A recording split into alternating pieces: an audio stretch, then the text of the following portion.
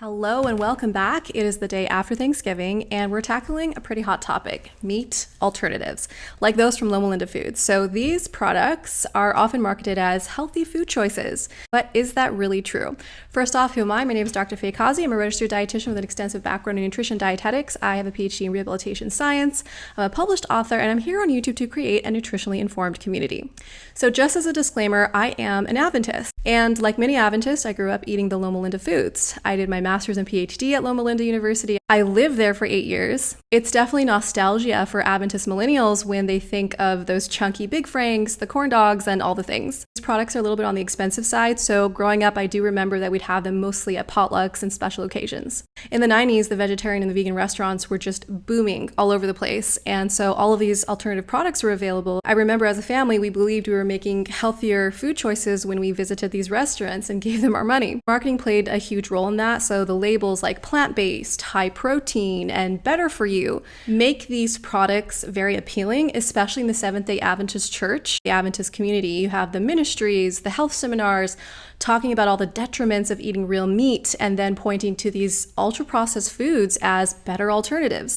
And ultra-processed foods, which these most definitely are, or UPFs, is a category of food linked to inflammation. It's linked to weight gain, to chronic health conditions such as heart disease and diabetes. You might be thinking, well, Loma Linda is where all the centenarians are, meaning this food may not be as bad, right? Harvard's longest ongoing study has confirmed that the highest predictor of longevity isn't necessarily the diet alone, but actually the quality of your relationships. And Loma Linda has a very strong set of community values, especially for the elderly. And so along with a healthier lifestyle, this plays a big part in why they live longer in comparison with the rest of the United States. Overall, they do eat less processed foods, they do exercise more, and they don't smoke or drink.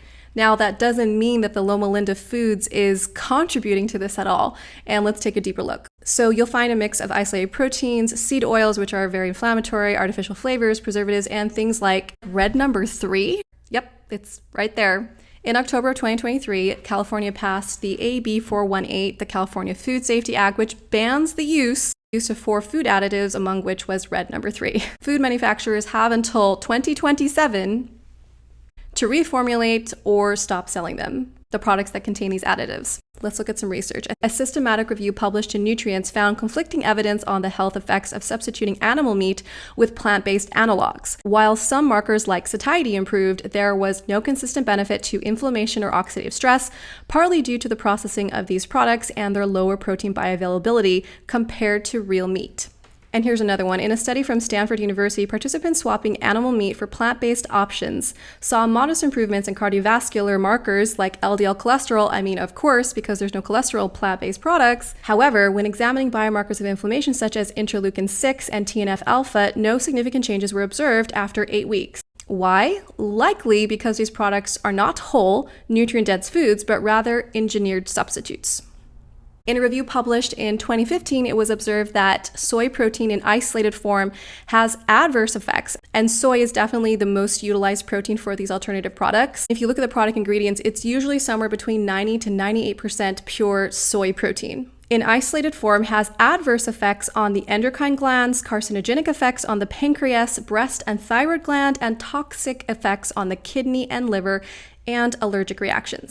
Am I saying that you should never have a veggie burger, an Impossible Burger, or a Big Frank?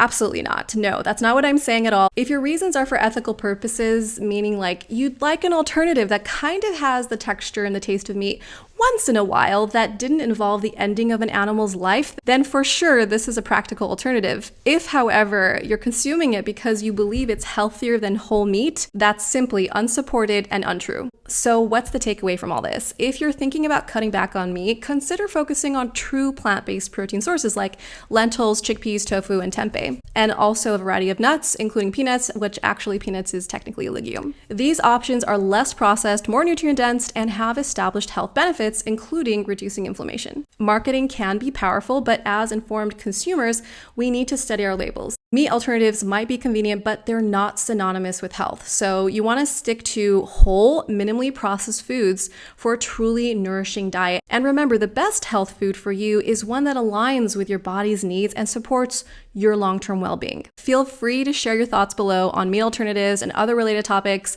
I definitely know that this could be sensitive information for a lot of us, but let's keep the conversation going. The more we communicate and exchange, the more we're going to learn. That's all I have right now. Thanks so much for watching. Go ahead and subscribe and join the nutritionally informed community.